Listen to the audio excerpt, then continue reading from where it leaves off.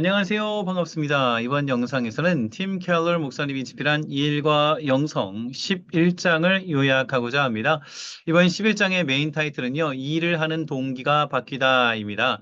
어떤 일을 하는 것이 우리가 높은 보수나 또 나 자신의 어떤 욕망 또는 다른 사람들의 인정을 위해도 할 수 있지만 근본적으로 우리의 동기가 바뀔 때 온전한 일의 의미를 찾고 또 그 가운데 기쁨을 누리며 일을 할 수 있다는 것이죠. 그래서 이번 챕터에 있는 소제목을 살펴보면 이와 같습니다. 높은 보수나 칭찬을 위해 일하지 말라. 인류를 바라보는 다른 시각, 지침을 얻는 새로운 원천, 누굴 의식하며 일하는가? 새로운 나침반이 가리키는 방향. 이와 같은 소제목을 생각하면서 우리 들어가 보도록 하겠습니다. 먼저 저자는요, 어떤 비즈니스에 있어서 굉장히 중요하기는 하지만 오직 이것만 목표로 나아가는 어떤 세속적인 가치에 대해서 한번 꼬집고 들어갑니다. 이렇게 설명했습니다. 어떤 이들은 금융 서비스의 사업과 비즈니스의 외부적인 제한을 강화해서 윤리적인 측면을 보완해야 한다는 생각에 코웃음을 친다.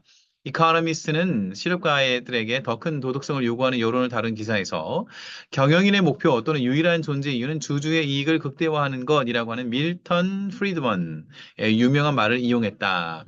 그래서 이제 주주의 이익을 극대화하는 것만 추구하는 그런 세태를 꼬집었던 것이죠. 그래서 이제 특별히 유럽 의회의 부의장을 지냈던 프레드 캐서우드는 짧지만 감동적인 내용을 담은 소치자에서 세계적으로 경제 발전과 정치 안정의 발목을 잡는 가장 무서운 덫 가운데 하나는 바로 부패를 꼽았던 것이죠. 일단 비즈니스 세계에서 일하는 현장에 있어서 일터 현장에 있어서 가장 중요한 부분이 바로 부패라는 부분은 주의할 필요가 있습니다. 특별히 일터에서 개인이 저지르는 부정은 기하급수적으로 새끼를 치며 사회 전체에 어마어마하게 증폭된 파장을 일으킨다라고 해서 개인적으로든지 아니면은 그룹이라든지 어떤 부패에 대해서 주의할 필요가 있다는 것이죠. 그러면서 차원이 다른 온전히 새로운 어떤 덕으로서의 기독교적인 가치관을 제시합니다. 이렇게 설명합니다. 그러기에 사랑은 크리스천이 따르는 스토리라인 가운데 단연 선두를 차지한다. 예수님이 말씀하신 것처럼 온전한 인간의 요건을 조리고 또 조리면 하나님을 사랑하고 이웃을 사랑하는 자질만 남는다. 업적, 동기, 정체성, 감정을 비롯한 나머지 성분들은 중요도에 있어서 선도와 차이가 많이 나는 이순위에 해당한다. 라고 해서 하나님 사랑과 이웃을 사랑하는 어떤 목표가 얼마나 노동의 현장에서, 일터 현장에서 중요한지를 보여주고 있습니다. 이번에는 또 한 가지 기억해야 될 것, 바로 하나님의 형상에 대한 이해 또는 어떤 인간의 존엄과 어떤 인간의 가치에 대한 대화입니다. 한번 화면을 볼까요? 사랑을 으뜸으로 치는 교리 외에도 기독교 신앙은 도덕적인 행동을 뒷받침한 또 다른 자원을 제공한다. 모든 인간이 하나님의 형상으로 창조되었다면 인종과 계급, 성과 라이프스타일, 도덕적인 자질과 상관없이 침해할 수 없는 권리를 가졌다고 보아야 한다. 사람이 가지고 있는 dignity and freedom의 가치가 너무나도 중요하다는 것을 언급하고 있습니다. 그러면서 한 가지 이야기를 설명을 합니다.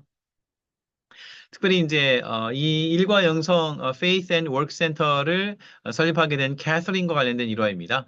어떻게 하면 크리스천들이 일하는 방식에 이러한 신앙이 선명하게 드러나게 할 것인가? 캐서린이 기업 경영에서 교회 사역으로 방향을 전환했을 무렵 함께 일하는 목회자에게 시내에 사내죠. 사내에 연줄이 좀 있다는 이야기를 꺼냈다.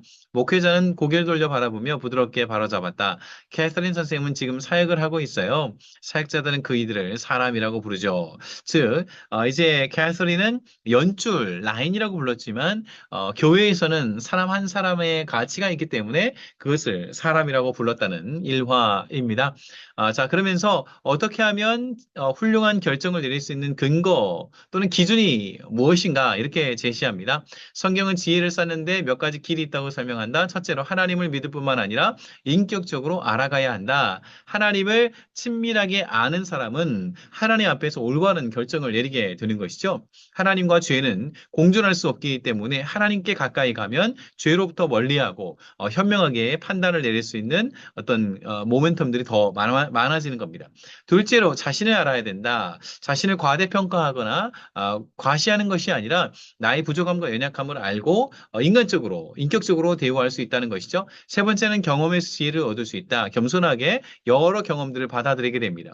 그러한 통찰은 크리스천들을 강하게 하셔서 통해서 주님 보기에 가치 있는 삶을 살게 하시는 능력과 사랑과 절제하는 마음이신 성령님의 영향에서 비롯된다. 라고 해서 성령님, 지혜의 성령님을 의지할 때 우리는 좀 더 올바르게 선택할 수 있음을 이야기하고 있습니다. 누구를 의식하며 살아야 되는가? 그리스도인들이 예수님을 의식하면서 일할 때 어떤 차이가 생기는지를 설명합니다. 크리스천 근로자들이 이런 생각을 가지고 일할 수 있는 건 노동의 동기가 달라졌기 때문이다. 주님을 따르는 이들은 그리스도께 하듯이 일한다. 아울러 예수님 안에서 상상할 수 없을 만큼 큰 상급을 받게 되므로 고용주가 돌려주는 대가의 크고 작음에 지나치게 연연할 필요가 없다. 비록 내가 받고 있는 어떤 페이가 좀 적다고 하더라도 예수님께서 주시는 상급이 있기 때문에 그 상급이 교회 현장뿐만 아니라 일터 현장에서도 있기 때문에 너무 많이 연연하지 않아도 된다는 것이죠. 그러면서 하나님의 이름을 높이기 위해 주님의 일을 해야 된다. 일을 해야 된다. 그렇게 정리합니다. 알다시피 크리스천들은 일을 즐길 자유를 얻었다. 주님을 섬기는 일하기 시작한다면 넘치지도 모자라지도 않는 선에서 일을 누릴 수 있을 것이다. 높은 보수와 칭찬을 받는 게 중요한 고려사항이 되지 않는다. 일은 이 땅에서 하나님의 이름을 드높이기 위해 주님의 일을 함으로써 그분을 기쁘시게 하는 중요한 방법이기 때문이다. 하나님을 높이기 위한 방법으로서 일이기 때문에 너무 일에 몰두하지도 그리고 너무 부족하지 않게 아주 적정한 선에서 일들을 감당할 수 있다고 조언하고 있습니다. 그러면서 이제 새로운 나침반이 가리키는 방향을 제시하고 있는데요. 이 교회에 있었던 실제로 기독교 세계관을 가지고 살아갔던 어떤 상사에 대한 이야기를 합니다. 참 도전이 있는 이야기인데요. 제가 한번 천천히 읽어보겠습니다. 맨해튼의 한 회사에서 일하는 아가씨는 입사한 지 얼마 안 돼서 큰 실수를 저질렀다. 파면을 당해도 할 말이 없을 만큼 중대한 잘못이었지만 상사는 그러한 사실을 위에 알리지 않고 책임을 혼자 뒤집어 썼다. 그 탓에 경력에도 흠집이 났고 조직 안에서 움직일 수 있는 폭도 좁아졌다. 상사의 처신을 보면서 젊은 여직원은 무척 놀랐다. 고마운 마음을 전하는 자리에서 아가씨는 공을 가르쳐낸 상사는 여럿 보았지만 남의 업무를 대신 지는 경우는 처음이라면서 어떻게 그럴 수 있는지 물었다라고 했습니다. 그 이후에 스토리가 이어집니다. 상대는 몹시 쑥스러워하면서 대답을 피했지만 이 편에서 한사코 매달리자 간신히 입을 열었다. 나는 크리스천입니다. 거기에는 여러 가지 의미가 있겠지만 내가 저지른 잘못의 대가를 예수 그리스도가 떠맡았다는 뜻이기도 합니다. 그분은 나 대신 십자가를 지셨습니다. 그래서 나도 힘 닿는 데까지 남들의 짐을 지고 싶어 하는 겁니다. 아가씨는 한동안 물끄러미 상대를 바라보기만 하다가 물었다. 어느 교회 다니세요? 이분은 이제 리드머 철치를 다닙니다. 라고 말을 했고 리드머 교회에 나오게 되었다라고 하는 것이죠.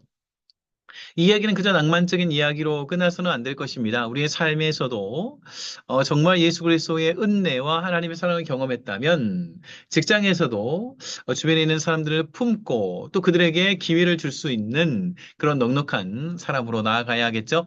일터에서 적용해야 될 크리스천 윤리에 대해서 이렇게 설명합니다. 그리스도를 쫓는 게 제자라면 저마다 자신이 속한 분야에서 지속적으로 그리고 철저하게 일의 형편을 헤아리고 성경적인 잣대로 그 궤적에 행복한 삶과 정의를 쫓으며 앞으로도 그럴 가능성이 있는지 여부를 살펴야 한다.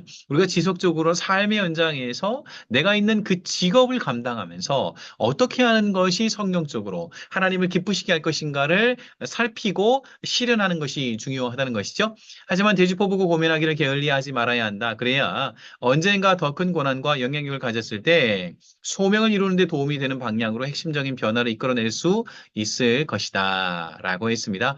정리하겠습니다. 11장에서는요, 저자가 어떤 높은 보수나 어떤 재정적인 그런 가치만 위해서 일하는 것이 아니라 일에 있는 어떤 성경적인 세계관을 보고 의미를 찾을 것을 조언합니다.